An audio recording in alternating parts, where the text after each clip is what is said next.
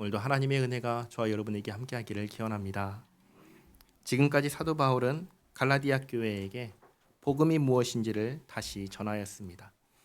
복음은 말 그대로 복음입니다. 복음은 기쁜 소식입니다. 누구에게 기쁜 소식이냐면 도움이 필요한 사람들에게, 구원이 필요한 사람들에게, 죄 사함이 필요한 죄인들에게 기쁜 소식입니다.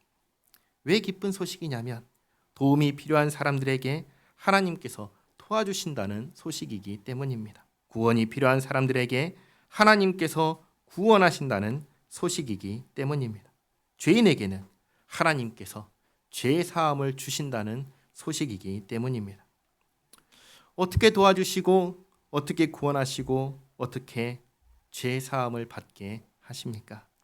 내가 무엇을 해서 받을까요? 내가 무엇을 하면 받을 수 있을까요? 그럴까요? 그렇지 않지요. 애초에 나는 그 어떤 것도 받을 자격이 없는 존재라는 것을 우리는 기억해야 됩니다. 그런데 어떤 사람들은 이렇게 얘기하면 왜 우리가 어떤 것도 받을 자격이 없는 존재입니까? 왜 그런 존재입니까? 라고 질문할 수 있습니다. 왜 우리는 하나님께로부터 어떤 것도 받을 자격이 없는 존재일까요? 이 질문에 대한 답은 간단합니다. 내가 하나님께 무엇을 해드렸나요? 한번 생각해 보시기 바랍니다. 내가 하나님께 무엇을 해드렸나요? 하나님께서 나에게 무언가를 해주시기 전에 내가 먼저 하나님께 해드린 것이 무엇이 있습니까? 우리는 아무것도 없습니다. 예수님을 믿기 전에 내가 하나님께 무엇을 했는지 한번 생각해 보시기 바랍니다. 나는 하나님께 무엇 하나 먼저 해드린 것이 없습니다. 우리가 길을 가다가 지나가는 그냥 사람 보고 날 좀 도와주세요 하면 그 사람이 나를 도와줄까요? 나를 보고 뭐라고 할까요? 누구신가요? 내가 왜 당신을 도와줘야 됩니까? 라고 질문하지 않겠습니까? 지나가는 그 사람은 나를 도와줘야 될 의무도 없고 책임도 없는 사람입니다. 마찬가지로 하나님께서 나를 도와주셔야 하는 의무도 없고 책임도 없는 것입니다. 게다가 하나님께서 보실 때 나는 어떤 존재입니까? 지난 주일에 말씀을 드렸죠. 우리는 하나님 앞에서 원수 같은 존재가 원수인 존재가 바로 나입니다. 왜 그렇습니까? 나는 왜 하나님의 원수된 사람들입니까? 하나님께서 하지 말라고 하신 것들을 다 하면서 살고 있는 게 바로 나이기 때문입니다. 하나님께서 하지 말라고 하신 것 대표적인 게 뭔가요? 우상 숭배죠. 그렇잖아요. 하나님이 아닌 다른 것을 의지하는 것입니다. 하나님을 의지하지 않고 다른 것을 의지할 뿐만 아니라 그러면서 하나님을 향해서는 어떻게 하죠? 하나님을 향해서는 대적하고 있습니다.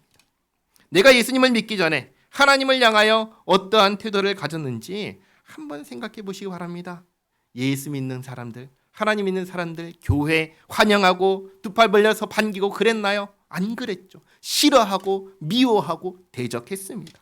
우리는 예수 믿기 전에 이 하나님을 대적하는 사람들이었습니다. 하나님을 대적하면서 나의 필요를 다른 존재에게 받아내려고 했던 사람들이 바로 우리입니다. 그런 우리를 하나님께서 도와주셔야 할까요?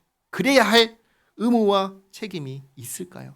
우리는 한번 정직하게 생각해 보셔야 됩니다. 하나님께서는 하나님을 대적하는 우리를 도와주어야 할 어떠한 의무도 책임도 없으십니다. 게다가 처음에 말씀드렸다시피 우리는 먼저 하나님께 무엇 하나 해드린 것이 아무것도 없습니다.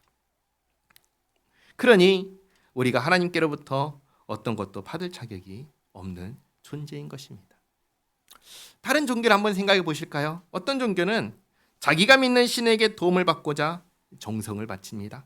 성경에 있는 가나안 땅, 우리가 약속의 땅이라고 부르는 그 가나안 땅에 있는 종교를 보면은 신에게 도움을 받고자 무엇을 바쳤는지 아세요?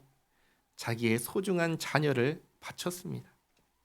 자기의 모든 재산을 털어서 바치기도 합니다. 그게 아니라면 몇 시간씩 산에 들어가서 산기도를 합니다.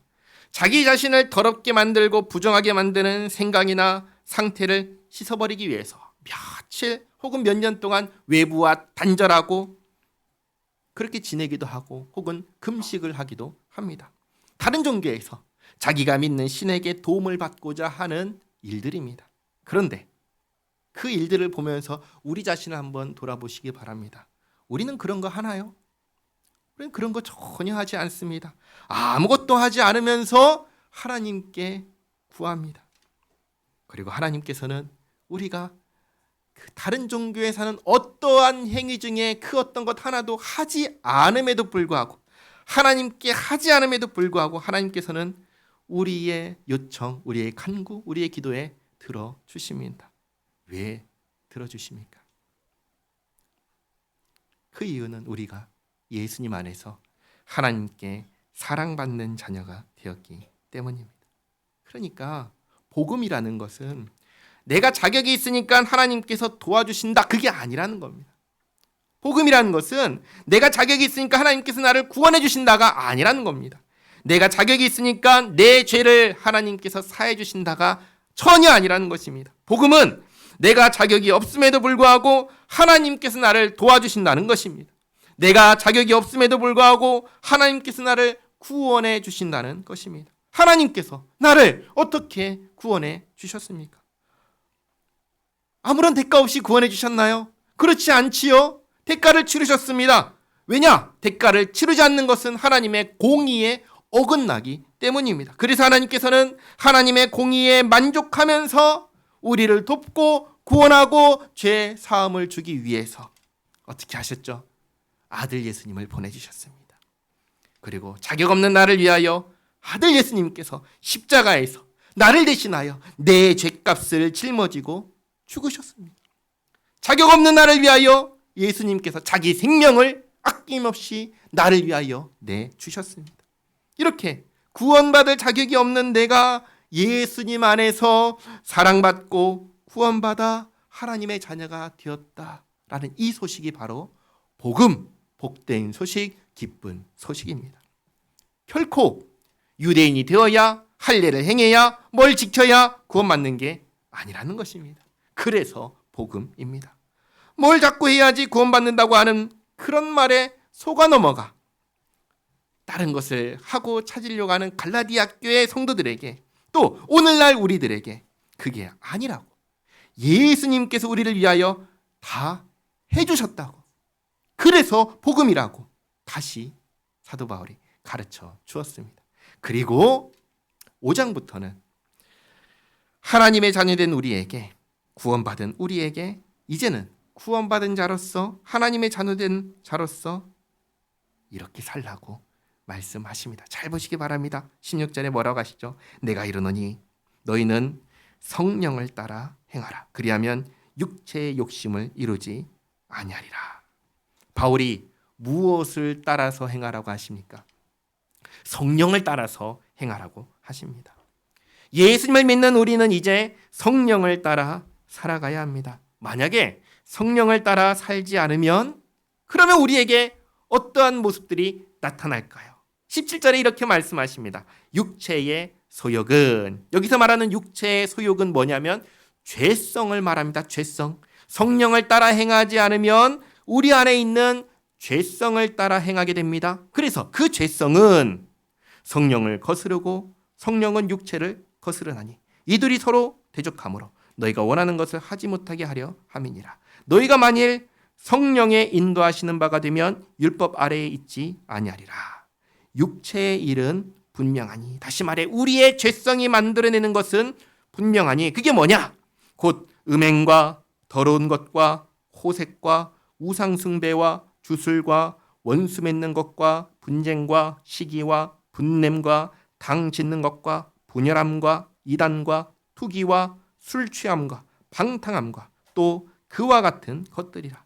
전에 너에게 경계한 것 같이 경계하노니 이런 일을 하는 자들은 하나님의 나라를 유업으로 받지 못할 것이요. 이러한 것들이 뭐냐? 성령님을 따르지 않는 삶에서 나타나는 모습들이다 라고 하십니다. 그러면 이제 나 자신을 돌아보시기 바랍니다.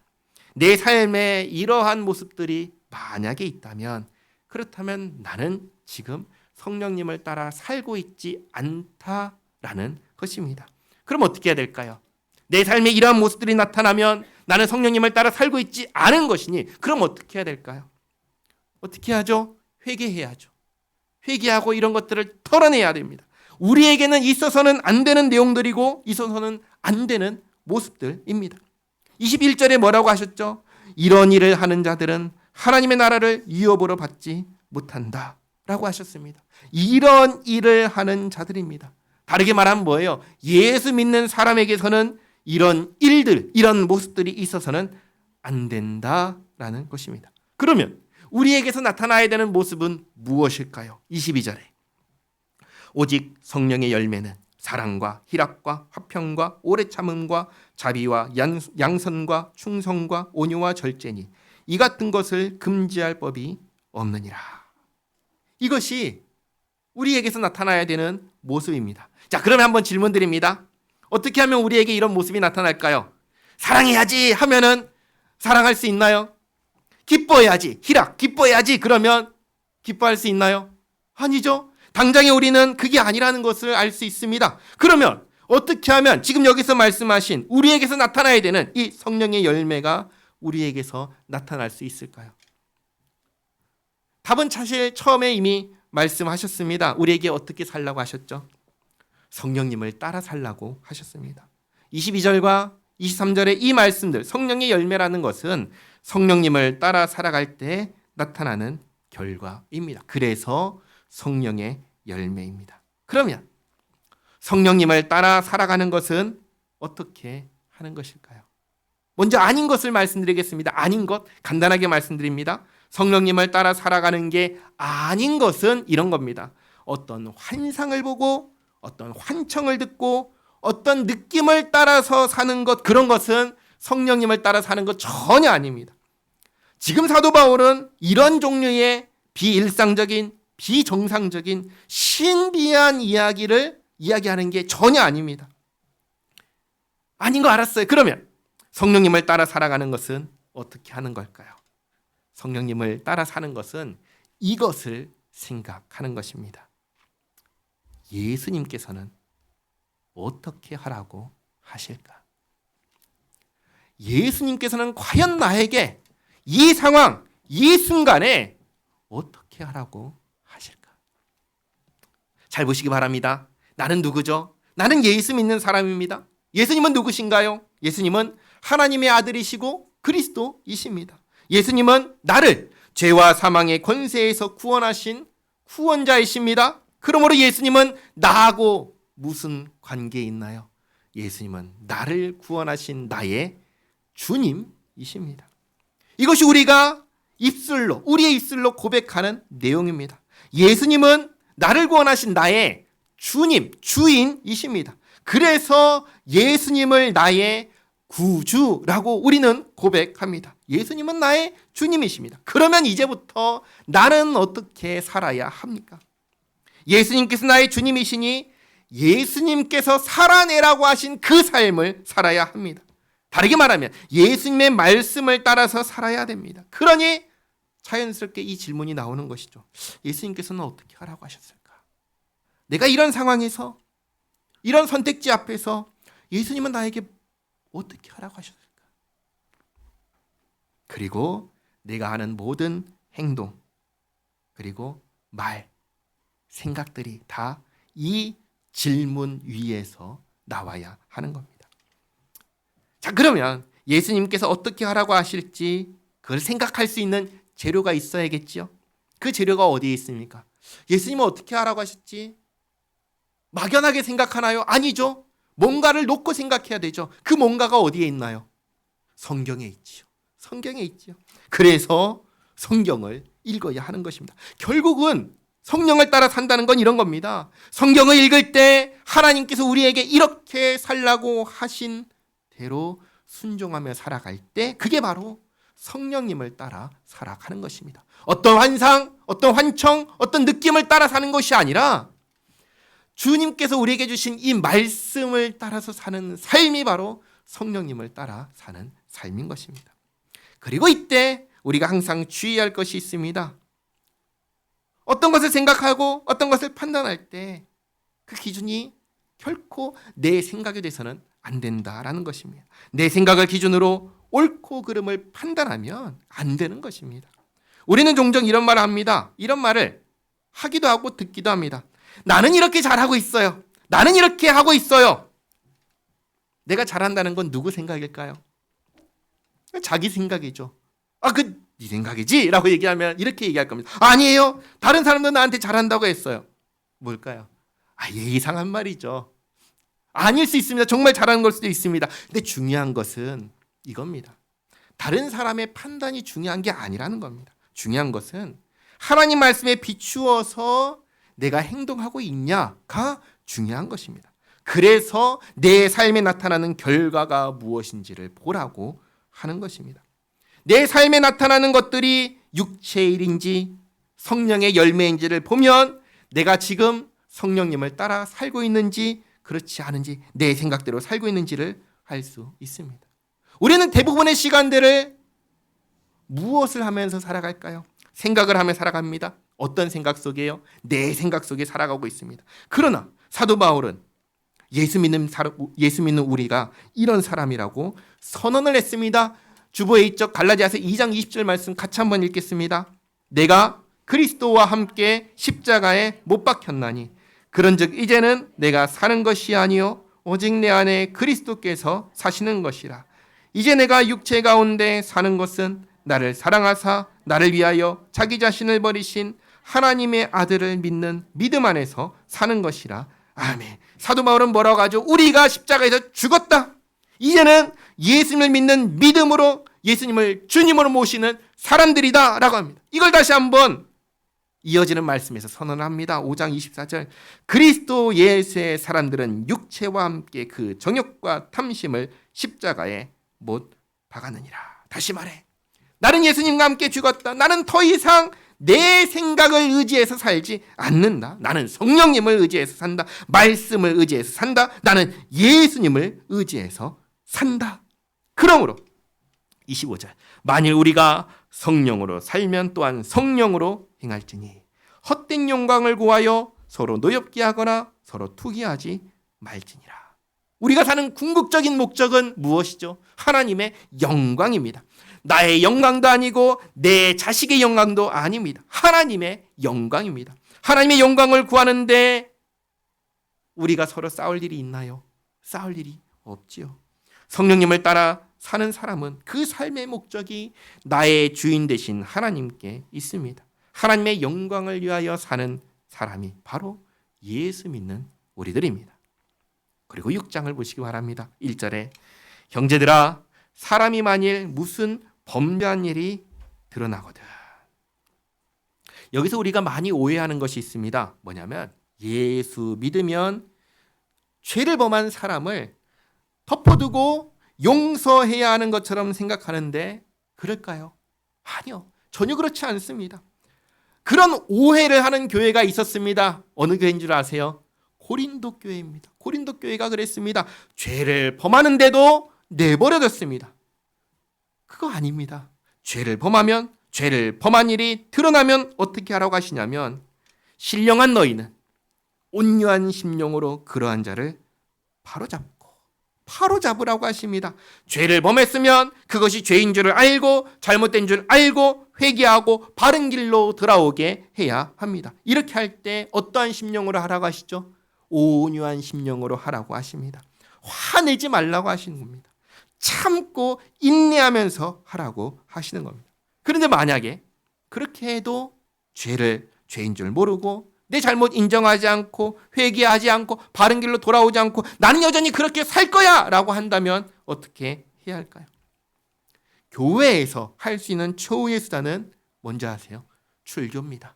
쫓아내는 것입니다. 사도 바울은 이런 사람을 쫓아내라고 했습니다. 어디서 얘기했죠? 고린도 교회, 고린도 전서에서 그 얘기를 했습니다. 그러나 그렇게 되지 않도록 온유한 심령으로 인내하며 기도하며 죄에서 떠나도록 해야 합니다. 그리고 이렇게 하면서 1절 하반절에 너 자신을 살펴보아 너도 시험을 받을까 두려워하라. 항상 우리가 잊지 말아야 되는 것이 이겁니다. 나도 죄인이라는 사실입니다. 우리는 종종 저 사람 틀렸고 나는 옳아 이렇게 생각합니다. 그게 아니라는 것을 우리는 잊지 말아야 됩니다. 2절에 너희가 짐을 서로 지라 그리하여 그리스도의 법을 성취하라. 여기서 말하는 짐은 뭐냐면 우리의 연약한 부분입니다. 연약한 부분, 약점입니다. 예수님께서는 제자들에게 서로 사랑하라라고 말씀하셨습니다. 그리고 서로 섬기는 자가 되라고 하셨습니다. 우리가 서로 나 잘났다, 너 잘났다 하면서 투기하지 말고 겸손하게 서로의 부족한 부분, 연약한 부분, 약점을 섬기면 그게 바로 하나님께서 원하시는 우리의 모습인 것입니다. 서로의 연약한 부분을 짊어지고 이해하고 받아주며 섬기며 사는 것도 뭐냐? 성령님을 따라 사는 삶이라는 것입니다.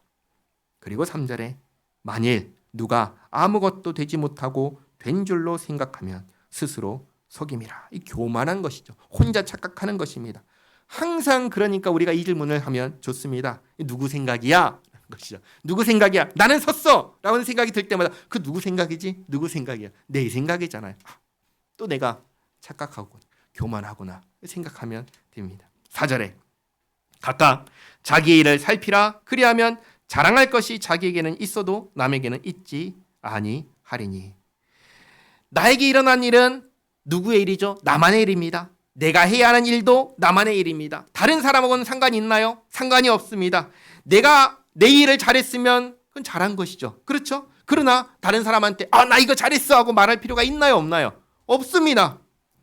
도움을 구하는 것도 아니고 기도를 요청하는 것도 아니라면 말할 필요가 없는 겁니다. 그냥 묵묵히 내 일을 잘하면 됩니다. 그래서 5절에 각각 자기의 짐을 질 것이라. 여기서 말하는 짐은 앞에서 말한 짐과 다른 짐입니다. 앞에서는 각 사람의 연약한 부분을 서로 짊어지라고 했고 여기서는 뭐냐면 내가 책임져야 하는 일을 말합니다. 내가 책임져야 하는 일, 내가 해야 하는 일은 내가 하면 됩니다. 내세울 것도 없고 자랑할 것도 없습니다. 그냥 묵묵히 내 일을 하면 그게 잘하는 것입니다.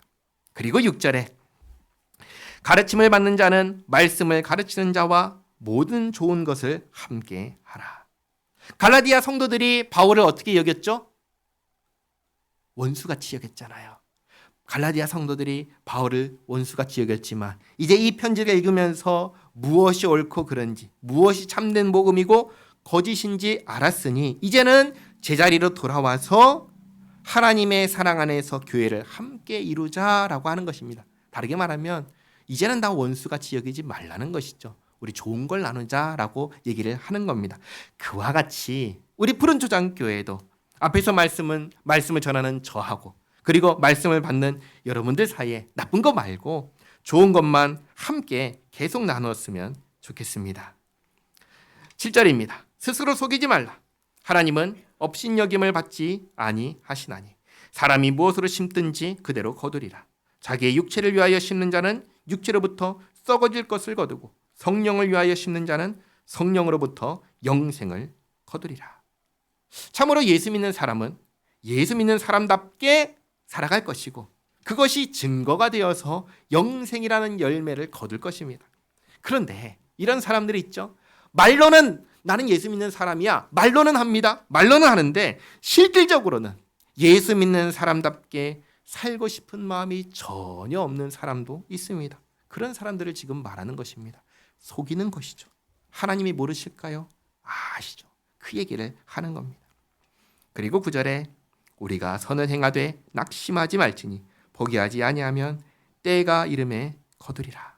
당장 내 눈앞에 정말 하나님 말씀대로 사는데도 불구하고 내 눈앞에 내가 원하는 결과가 없다고 예수님 믿는 것을 포기하고 예수 믿는 사람답게 사는 것을 포기하고 그러지 말라는 것입니다.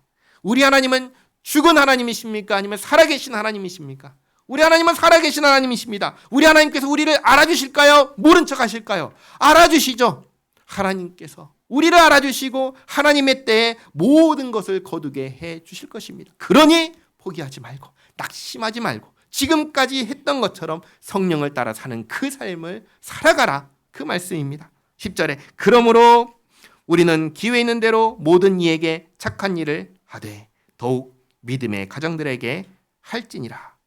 이것은 우선순위에 대한 말씀입니다. 나에게 있어서 우선순위, 1순위가 되는 건 뭘까요? 내 삶에 제일 중요한 것, 첫 번째, 저는 이렇게 부모님께 배웠습니다. 항상 저한테 1번, 너에게 1번은 뭐야? 그리고는 제가 대답하기도 전에 아버지께서 말씀하시죠. 1번은 하나님이야. 1번은 하나님이야. 얘기를 하셨어요. 우리 우선순위, 우리가 가장 중요하게 생각해야 되는 첫 번째는 뭐예요? 하나님이죠. 나를 구원하신 예수님이시죠. 그 다음은요. 그 다음은 가정입니다. 가정이에요. 그리고 그 다음이 교회입니다. 이 우선순위를 놓치면 안 됩니다. 뒤집으면 안 됩니다. 그리고 교회 밖에 있는 다른 사람들입니다. 근데 이걸 뒤집어가지고 가정보다 다른 사람들, 교회보다 다른 사람들 이러면 그건 틀려버리는 것입니다. 분명하게 말씀하십니다. 첫 번째는 하나님, 그 다음은 가정, 그리고 교회입니다. 이 순서가 바뀌면 안 됩니다. 이제 갈라디아서의 결론입니다. 11절, 내 손으로 너희에게 이렇게 큰 글자로 쓴 것을 보라. 바울이 썼다라는 내 사인인 것입니다. 12절에 물은 육체의 모양을 내려 하는 자들이 억지로 너희에게 할례를 받게 함은 그들이 그리스도의 십자가로 말미암아 박해를 면하려 함뿐이라. 여기서 말하는 박해는 뭐냐면 복음을 철저하게 지키고 살아내야 하는 생활을 말합니다. 우리는 2장에서 이런 사람을 봤습니다. 복음에 철저하지 못했던 한 사람을 봤습니다. 그게 누군 줄 기억나세요? 베드로입니다. 갈라디아서에서 바울이 얘기한 복음에 철저하지 못했던 그 한 사람은 바로 베드로입니다. 복음을 철저히 지키고 살아내면 누구하고의 충돌을 피할 수가 없냐면 할례파, 율법주의자들과의 충돌을 피할 수가 없는데 이 충돌을 피하기 위해서 복음을 철저하게 지키기보다는 할례 받는 사람들을 할례 받기를 선택하는 것입니다. 그래서 13절에 할례를 받은 그들이라도 스스로 율법을 지키지 아니하고 너에게 할례를 받게 하려 하는 것은 그들이 너희의 육체로 자랑하려 함이라. 이렇게 할례를 받았다면 그 할례를 받은 자는 뭘 지켜야 될 의무가 있다고 했죠? 율법을 지켜야 될 의무가 있다고 했죠. 그러니까 할례를 받았으면 율법이라도 철저하게 지켜야 하는데 실제로 그러냐 하면 그렇지도 않다라는 것을 고발하는 것입니다. 그러면서 14절, 그러나 내게는 우리 주 예수 그리스도의 십자가 외에 결코 자랑할 것이 없으니 그리스도로 말미암아 세상이 나를 대하여 십자가에 못 박히고 내가 또한 세상을 대하여 그러하니라. 이렇게 하는 것이 뭐냐? 복음의 철저한 것이다라는 것입니다. 예수님을 믿는 사람들은 십자가에서 예수님과 함께 죽었다라는 것을 의식하고 이제는 예수님을 믿는 믿음으로 산다는 것을 의식하며 사는 사람들입니다. 예수님을 믿는 믿음으로 산다는 것은 예수님을 나의 주인, 주님으로 모시고 사는 것입니다. 15절에 할례나 무할례가 아무것도 아니로되 오직 새로 지으심을 받는 것만이 중요하니라. 나를 구원하기 위해서 오신 예수님, 나를 위하여 십자가에서 자기 생명을 아끼지 아니하시고 내어주신 예수님, 그 예수님을 나의 주님으로 모시고 사는 그것이 중요하다. 믿음이 중요하다라는 것이죠. 16절, 무릇 이 규례를 행하는 자에게와, 다시 말해 믿음으로 사는 자에게와 하나님의 이스라엘에게 평강과 긍휼이 있을지어다. 이후로는 누구든지 나를 괴롭게 하지 말라. 내가 내 몸에 예수의 흔적을 지니고 있노라. 형제들아, 우리 주 예수 그리스도의 은혜가 너희 심령에 있을지어다. 아멘. 이렇게 갈라디아서를 읽었습니다. 갈라디아서의 핵심 무엇입니까? 바울은 사도가 맞나요, 틀리나요? 사도가 맞다라는 것이 갈라디아서가 처음 얘기하려고 했던 겁니다. 두 번째, 바울이 전한 복음은 맞나요, 틀린가요? 바울이 전한 복음은 맞다라는 것입니다. 이게 갈라디아서가 지금 전하고 싶었던 내용입니다.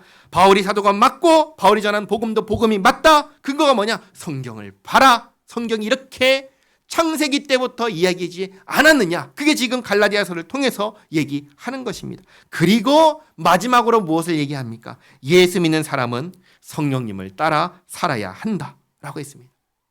성령님을 따라 사는 것은 하나님께서 자기 백성에게 살아내라 하신 바로 그 삶을 사는 것입니다. 이것을 알기 위해서 뭘 해야 되죠? 성경을 읽어야죠. 또 그렇게 살기 위해서 나에게 힘이 있나요? 능력이 있나요? 없으니까 그걸 살기 위해서 기도하는 것입니다. 그러면서 마지막에 뭘 해요? 결코 죄를 방임하는 것은 성령님을 따라 사는 것이 아니다. 죄는 죄라는 것을 분명하게 알아야 되고 죄에서 떠나야 된다. 그때 온유한 마음으로 바로 잡아야 된다 얘기하셨습니다. 그러면서 서로의 연약한 부분을 치고 인내하며 섬기며 살라고 하셨습니다. 항상 십자가에서 예수님과 함께 죽었고 예수님과 함께 살았음을 기억하며 사는 것입니다. 그게 성령님을 따라 사는 삶입니다. 그 삶이 오늘 저와 여러분에게 우리의 평생의 삶에 나타나기를 바랍니다. 기도하겠습니다. 하나님 감사합니다. 오늘까지 10주에 걸쳐 갈라디아서를 읽었습니다.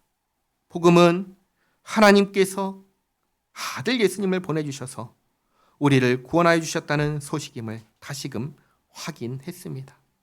이 복음에서 떠나지 않게 하옵소서. 우리가 예수님이 아닌 다른 그 어떤 것으로도 구원을 이룰 수 없다는 사실을 기억하게 하옵소서. 예수님께서 나를 구원하여 주셨다는 이 복음에 다른 것을 섞지 않게 하옵소서. 복음을 철저하게 지키며 살게 하옵소서. 하나님, 오늘 성령님을 따라 행하신 말씀을 들었습니다. 우리는 모두가 이제 소속이 바뀐 사람들입니다. 하나님 나라에 속한 사람들입니다. 우리 모두는 이제 예수님을 나의 주로 고백하는 사람들입니다. 주께서 원하시는 삶, 기뻐하시는 삶을 살기 원합니다. 주야로 말씀을 읽고 묵상하며 아버지 하나님께서 어떤 삶을 살기 원하시는지 말씀을 통해 깨달아 알게 하옵소서. 또 그렇게 살 수 있게 하여 주시기를 구하는 우리의 기도를 들어주시어 실제로 우리가 그렇게 살아내게 하옵소서. 서로 사랑하라 하신 말씀대로 또 서로 짐을 지라 하신 말씀대로 스스로 낮추고 겸손하게 섬기라 하신 말씀대로 그렇게 실제로 살게 하옵소서. 그리하여 주님의 몸된 교회를 아름답게 이루어가게 하옵소서. 주님만 영화롭게 하는 우리 교회 되게 하옵소서. 예수님의 이름으로 기도하옵나이다. 아멘.